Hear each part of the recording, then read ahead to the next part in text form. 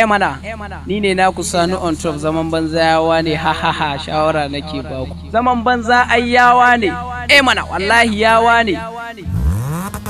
Zaman banza ai yawa ne, mana wallahi yawa ne. Zaman banza ai yawa ne, mana wallahi yawa ne.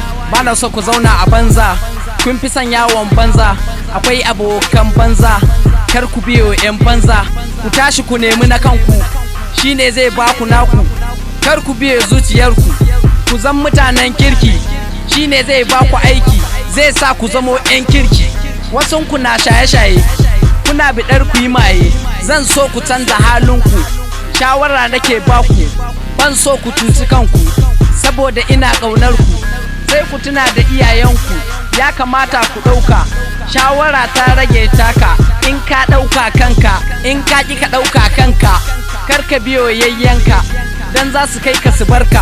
Halaka suke so su kai ka, so nake na taimake ka. Dan Allah aboki gane, shiruwa Allah ake bukata. Kowa ai dole ya sota, in baka da money sorry, wallahi ka zama sorry. Mata ai sai da mota, kuma gaye dan aje bota, wanda zai kai su huta.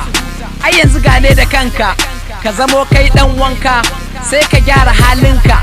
Duniyar haka take bukata, burinsu kawai ka bi su, su dai kawai a basu, ba sa neman nasu, su dai su sha abinsu.